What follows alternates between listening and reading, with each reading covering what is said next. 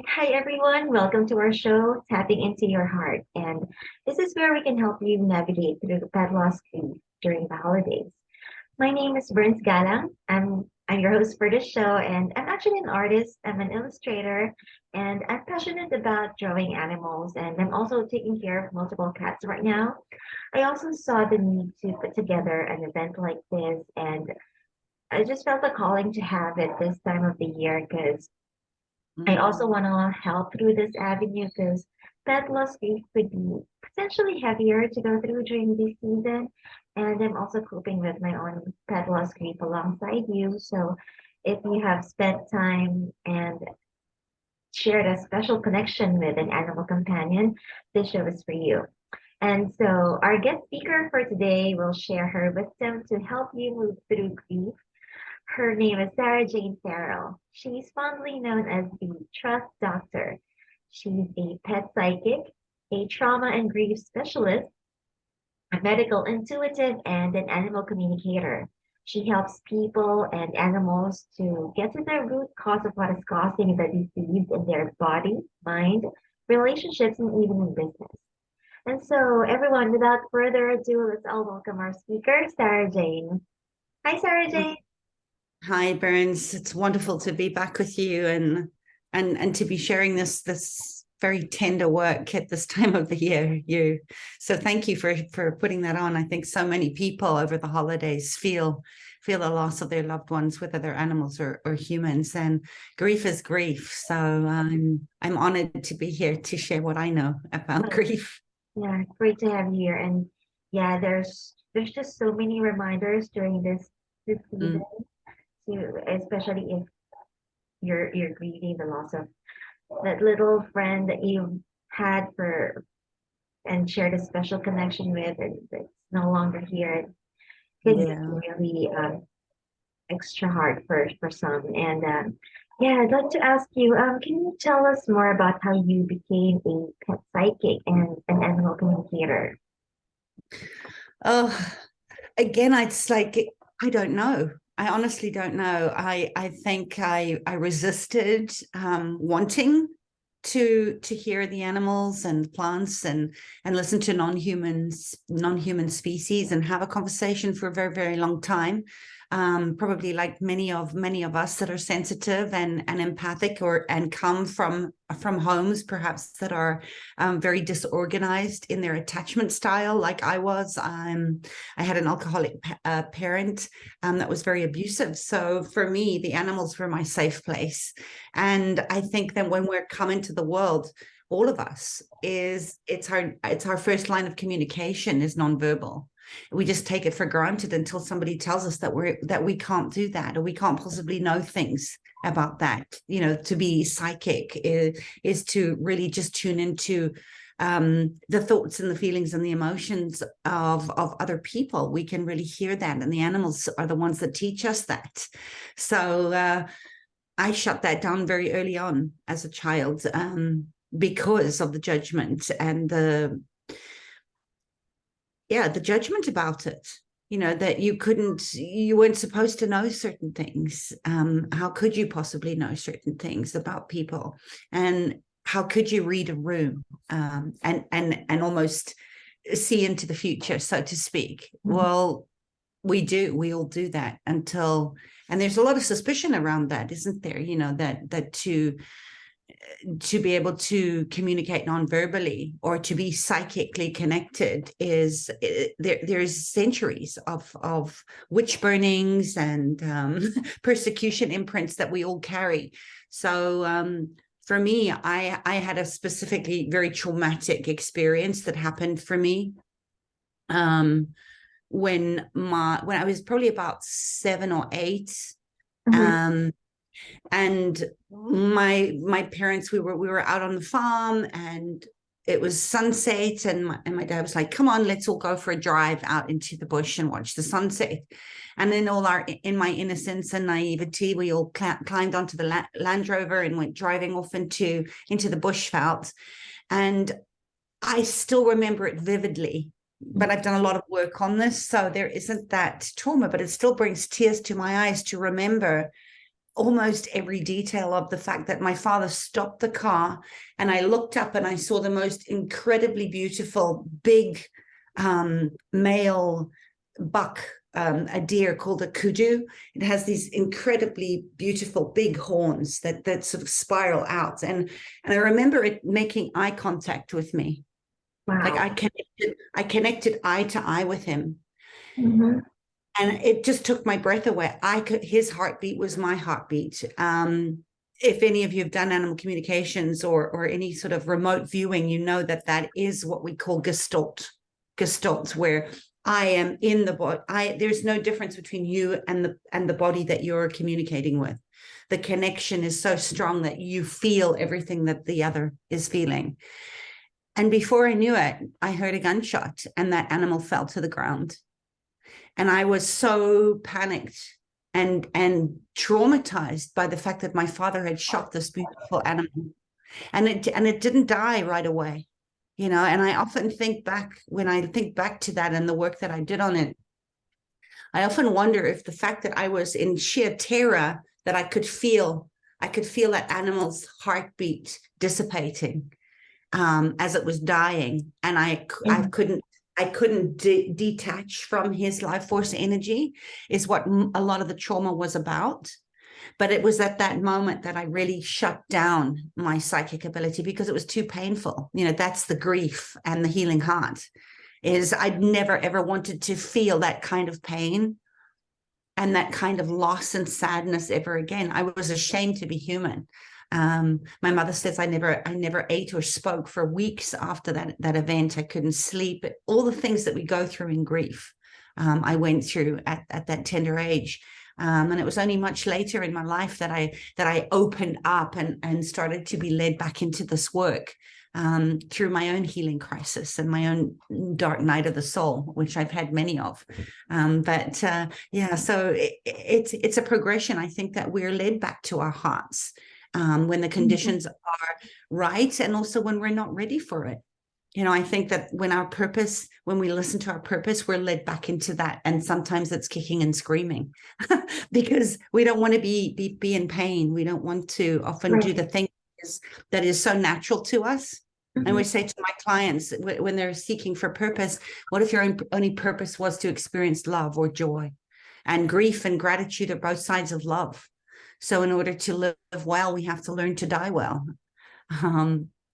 So I'm not sure if we have a choice in it, Berns.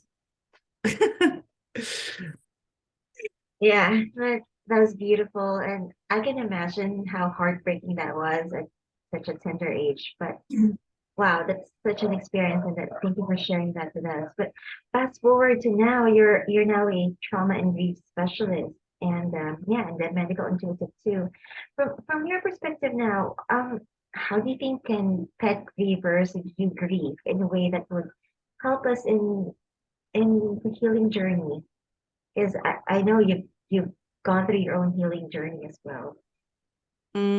Sorry, you broke up in the beginning. I didn't hear the beginning of your question. If you could just repeat that. Oh yeah, I wanted to ask, how can pet grievers view grief in a way that would be helpful in the healing journey? That's such a beautiful question, and I think it's so multifaceted, which is why I wrote a very big fat book about it, because grief is not linear, as we know, and it can often and it does overwhelm us, right? We can have difficulty moving on because the platitudes, first of all, don't work. So how can we support someone that is in grieving? I think it's to be able to feel the feeling and to give grief a sound.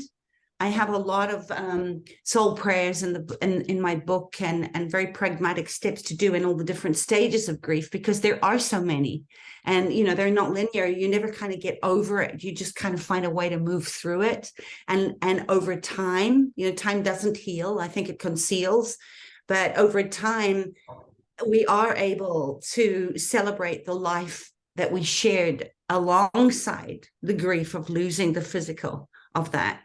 So I would say in the early stages of grief, or in the place where I think for many people it's the anticipatory grief that is just tortuous. For me, that is torment to my soul, when you know that death is coming, and we know we're all going to die. But I think the animal's greatest gift for us, that share our lives with us and have shorter lives than us, is really that to support us in learning how to honor the cycle of life and death, right, and rebirth. It's the great compass directions of walking the shamanic path, of making the ordinary things the deeply spiritual things. And I think that's probably, for most of us as children, our first invitation to be with death and loss is from our beloved animal companions.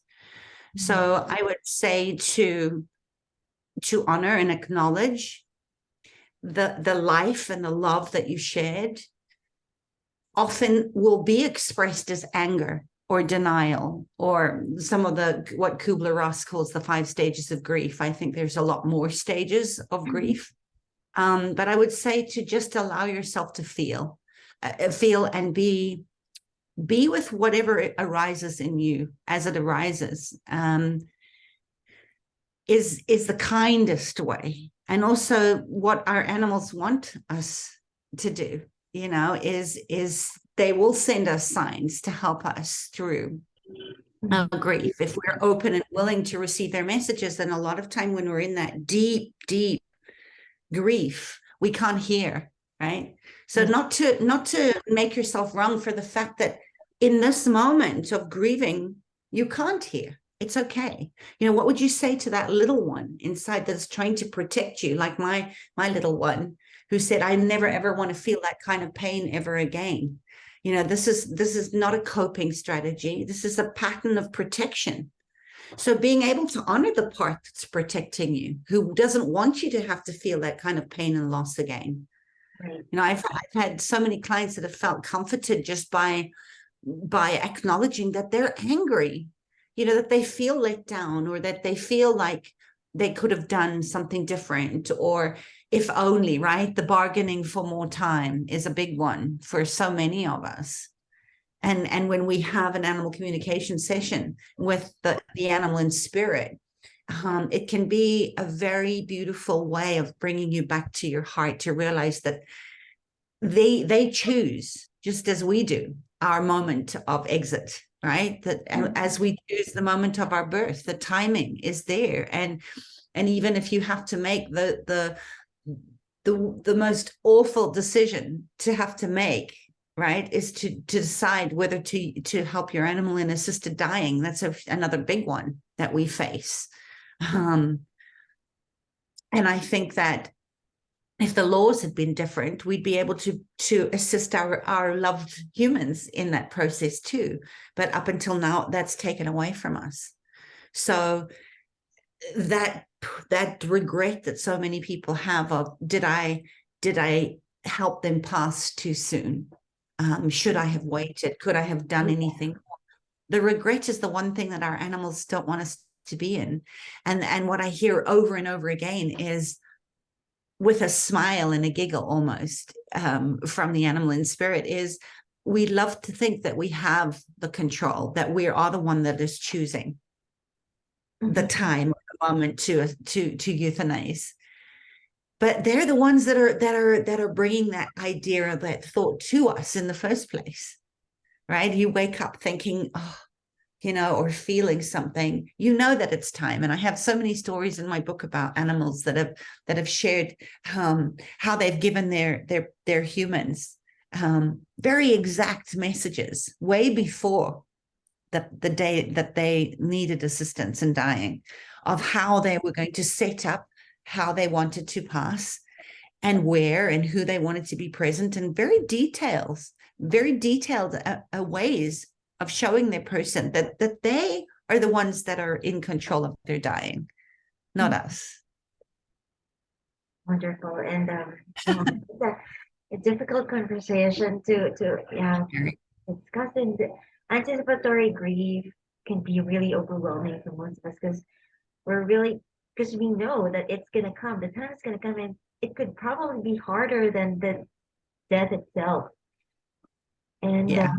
yeah, because people would normally think of making the best of every moment while our pets are still here. And yeah, I Yeah. went through that before because I had to take care of a senior cat. And yeah, and it's also a good transition because with when it comes to assisted dying with euthanasia, I had an experience when I was trying to balance intuition and that tangible approach, like the scientific way of approaching it, because it could be, yes, it makes sense to do this earlier on than later. But I remember I don't normally get messages, or I don't really consider myself as somebody spiritual or intuitive, but Mm. as I was praying one time, and I heard a message. It was raw. It just came to me, but it was something like my cat will choose when he will go. Because that time I was trying to decide if whether I should ask the vet to perform a euthanasia, and because the cat is having difficulty, and I don't want to prolong the pain. So, but when I was praying, I heard that, but I scheduled the euthanasia with the vet, and it was a home service. And the time before, like an hour before the vet could arrive, my pet crossed over. Oh, So wow. what I got from that is that, yeah, one of my friends actually said that he probably didn't want me to go through that guilt. Mhm. So he decided, and that I remember when I was praying, I remember the message I got that he will choose when to go. Beautiful. That's what So beautiful. happened. Yeah. Yeah. I just Wow. remembered when you brought that up that they would really make the choosing because Mhm. yeah. Yeah. Yeah. And incredibly so. There's so much compassion and awareness that we can gain around how we tend to our dying, but also in a culture that sort of denies death, right? Yes. um, it doesn't just fear death; it actually denies it. And when that comes, there is this utter lack of preparedness, not only to, like you said, to listen to or to see the signs of, how can I support you in your crossing, or how can I make you more comfortable, or what do you want? But there's an inability to grieve. I think, that's the struggle, is that we haven't been given the opportunity to learn how to grieve or value grieving, Right. right? Mhm. Because that's how we heal the heart. Um, the, I think that when grief isn't expressed in a good way, it becomes dangerous. Right. This is where we see the crazy stuff that goes on in the world with, this knife crime and mass shootings and things like that, because grief doesn't have a way to move. And the animals that come into our lives to support us, they're really teaching us how, not just how to live, right? Like the gate got left open. You talk to Mhm. any dog, the gate's open, yeah, let's go running. But they teach us how to tend to the dead and work with our ancestral helping spirits, and working with ghosts so that they can become ancestral helping spirits within the religion. And I think a lot of times grief, you were talking about this earlier, is it can look pretty crazy.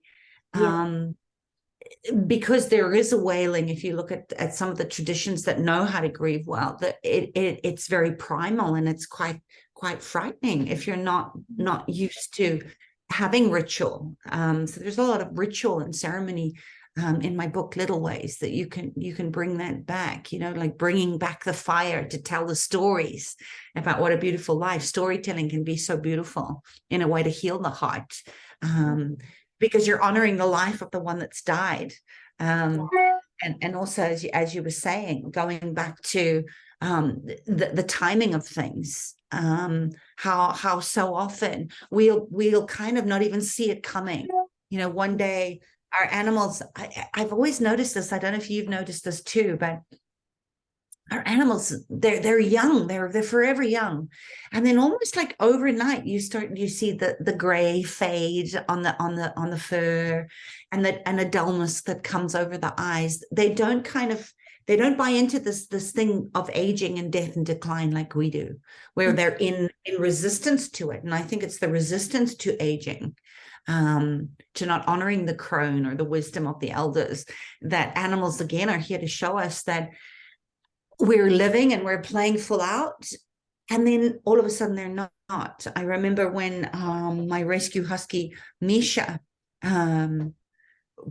It was very, very sudden. She was full of life and running and just her normal crazy self. And I came back from going out around, I don't know, I remember it was kind of like midday, and she was panting, and she was having trouble breathing. And of course her lungs were filling up with fluid. So it was incredibly fast that she turned, that the cancer in her lungs had turned, the fluid was coming in. But it wasn't a prolonged death where we had to grieve for a long time, anticipating her death. And I remember asking her if she could hold on long enough for her soul person, which was my daughter, to come back from school to say goodbye to her. Mm-hmm. And of course she did. And then she passed. But yeah, they do definitely choose their timing. Sorry, there's so many ways we could go on this. So I know we're mindful of the time here. Yeah. Right. And do they actually give you signs when they're about to cross the rainbow bridge? Have you seen them give those signs? Or I've heard some people say that they give you the look, like before they cross over. Yeah. Yeah. I think again, it's an interesting point of view, isn't it? To wonder, it's like, how will I know? Or give me a sign. We always kind of want something physical. And I think it's determined by the animal's personality, and the animal's characteristics. Some of them are very much like people, very much outward and very showy and funny, and maybe they give you the wink, Others are more inward. And I think for me, what I've experienced, especially with the wild ones, I've seen a lot of death with the rhinos and the elephants. I used to work with orphan rhinos and elephants that had been traumatized in South Africa with the poaching, and the lions. Is that a lot of people think you need you have to pull your energies in regardless of your species. It takes a lot of energy to leave the body. Mm-hmm. So at the time, if you're talking about at the time, the moment the heart stops beating, is that when you're talking at the time that you're asking? Or maybe even before that, just for the animal to let his parent pet parent know that he's saying goodbye. Yeah. So I think, like I said, with Misha, with my husky and many others, it's very sudden. So there isn't time for you to get attached to how can I you here, of buying more time or having more medical intervention. They want to go fast. They don't want you to suffer in that anticipatory grief. So perhaps the sign is, now is the time because I can't breathe. I think that we're quite linear in the way that we think about signs. And I think it's more subtle than that for a lot of them. And also another thing that many of them have shown me is in their crossing. People say, who often ask when I do spirit readings is who's there to meet them on the other side. But in the transition of death, where they're pulling all their energy into their body to cross over, right, the rainbow ridge or whatever you want to say, into the other dimensions, is that on every dimension we are with them as their soul person. So we're the one that actually moves with them across, right? The higher version of ourselves. And I don't like to even say it, the higher version, but but a Mhm. version of ourselves on that dimension, the one that is infinite, just as our animal spirit is infinite, the spirit part, we move with our animals, like if you think about the Day of the Dead, right? Halloween, how we carry you carry your dead and you celebrate the dead through the song and the wailing. We're the ones, whether we're wailing, whether we're holding them in an assisted euthanasia or crying, the wailing is the portal which carries us with our animal to the afterlife. Mhm. So there isn't really a specific moment where it's kind of like you lose communication. I think we lose communication in that process because we get stuck in that place of not grieving. Right, we're still hung up on that. Mhm. So the grieving of the losses in life, that's what creates the very sad ghosts, right, that are trapped in our unexpressed grief, and that then becomes a burden on the living. Mhm. So it's hard to answer your question about signs because I think it's different for everyone, and it's just like you're going to get what you need from that specific animal or person at the time that they're Mhm. ready to move. But I think it gives one a sense of heartfeltness to know that you never leave your animal. It's just like as much time goes on, there's always going to be a tender place in your heart, Mhm. because the connection, for as long as it's there, even if you're not thinking about your animal's always there with you. You are always with your animal, on those other parallel universes. You're always together, especially if it's a soul contract. Yeah, it's beautiful. And I guess it's really the connection that we share with the animal. And like you said earlier, animals are different. Each one is unique. So maybe each one would really express it in their own way. Because Correct. I remember I have one cat before, the very first cat that I've ever taken care of. Um, before she crossed over, I was sharing this really silent moment with her, and I was just we were just sitting in the garden, and then I was holding her, and she just looked at me, like she stared at me, like she didn't even Mhm. like she stared at me like that, and I stared back, and then I just gazed at her, and we just exchanged those, I don't know how Beautiful. many seconds those was, but I Mhm. just felt so much appreciation from her. Yeah, beautiful. It's So like beautiful. time suddenly stopped and I was only focused on her and that Yeah. gaze. And she's Yeah. the only one who did this. And yeah, that was the first and only time that I felt that So beautiful. connection of, yeah, appreciation and joy. It's almost like she was thanking me, Mm. taking care of Mm. it. Because And I can feel that, that's when the grief is natural, when we allow grief to naturally arise. In that, there is that active appreciation, and yeah. it's a way that the heart actually releases emotions that have become, that could, if we weren't in that place of active appreciation, it's an honoring. That's when it becomes toxic.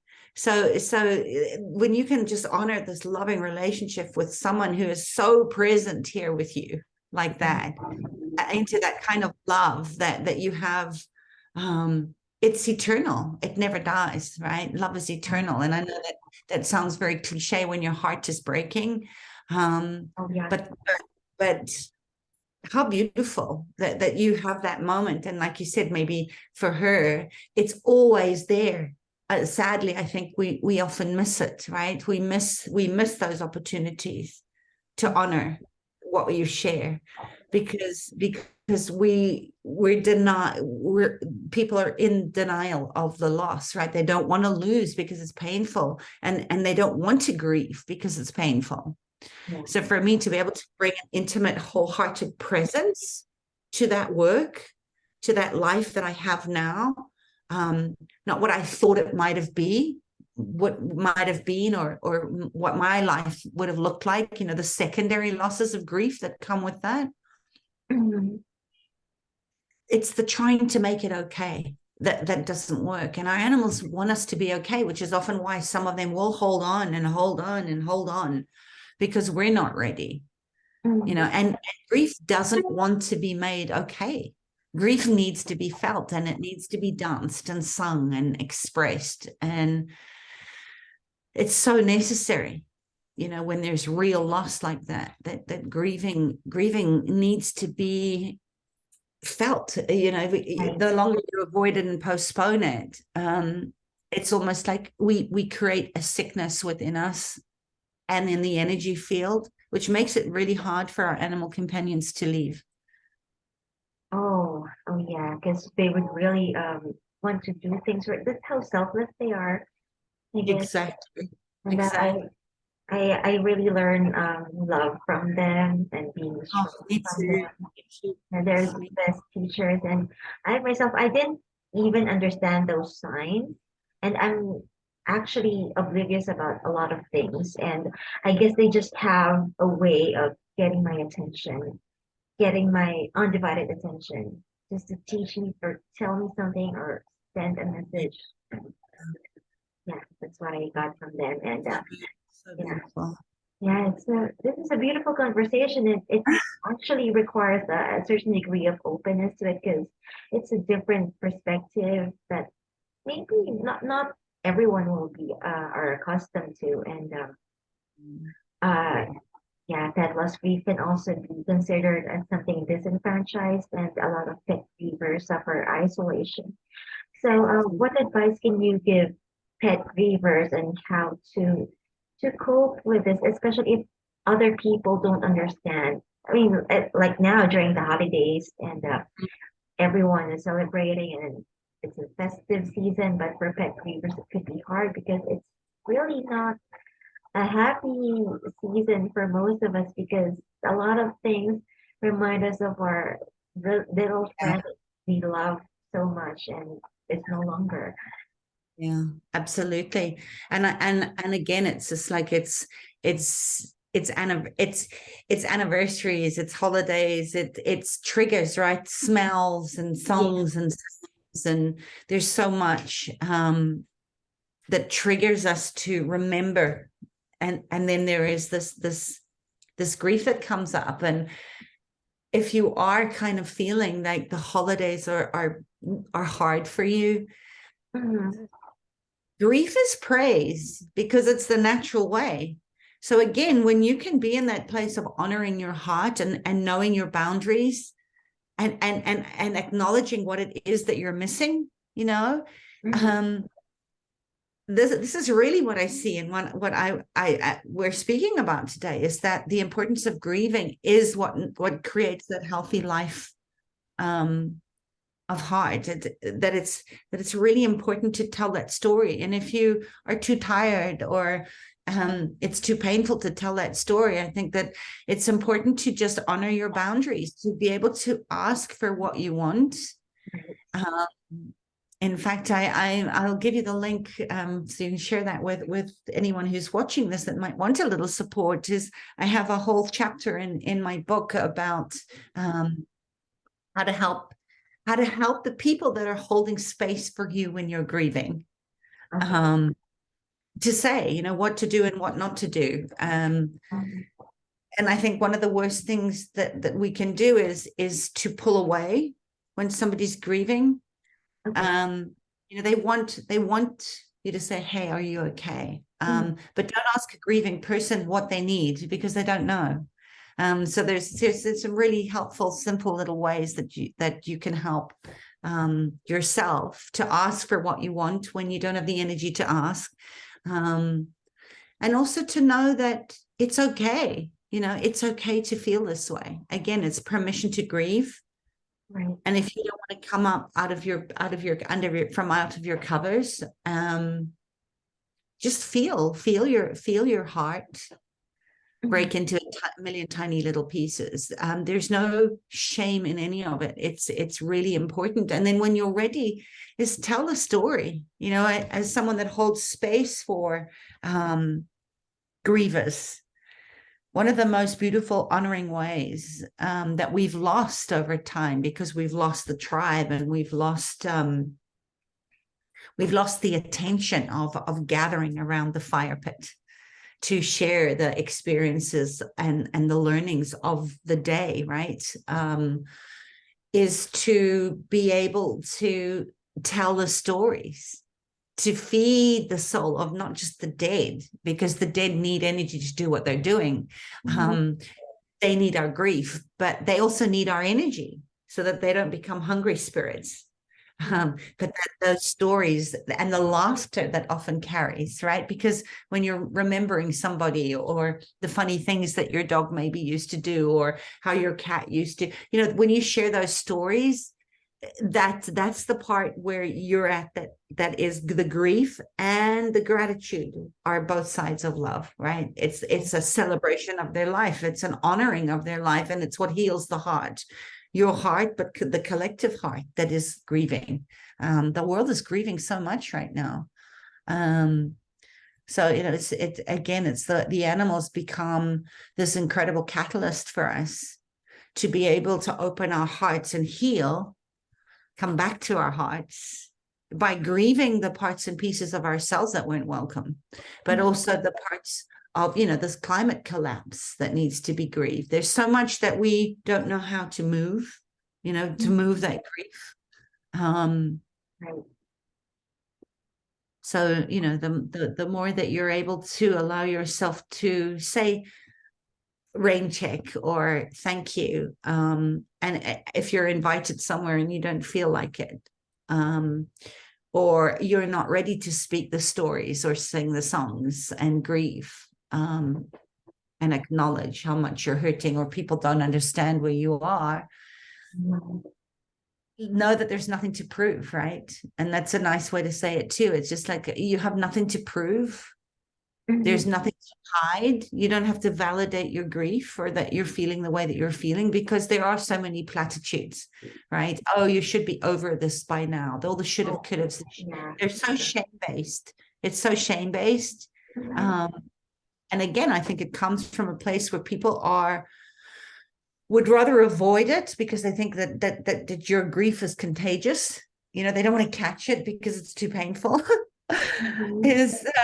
Again, it's just like, how can you use your grief in a good way, and the storytelling of the life, and the honoring of this, and the celebration of sharing a life with another living being, whether that's human or non-human. Maybe that is what is required more right now. I kind of feel like that is the missing link in healing, is that we don't know how to grieve. I think grief is the missing element of it. So that it's okay if somebody doesn't understand where you're at. You don't need to prove or validate how you're feeling. That's the time that you get to walk away, or just say rain check, or not now, or give them one of my apology cards, when you don't have the words, Right. And I totally agree. And not everyone understands. And that's okay. Because you can't expect anything that's not there, because if they can't give you what you need, it just means that they can try, but not everyone would really know what to say or what to do. But there are people who do understand, and that's why it's also important to be in a community of people who knows what grieving is, and who knows how to navigate through it. And I like that you've mentioned that you have a free chapter in your book, and I think that would help a lot of pet grievers now. Yeah. And with all kind of grief, it was funny when I wrote the book. It was just like everything in there applies to grief. It's not just around pet grief. I think the pets and the animals were the catalyst for me to be able to get the words out, around becoming grief literate again, because we haven't been taught how to grieve. We don't know how to grieve. So yeah, it's such a personal thing. I love what Ida Prodoff says about grief, where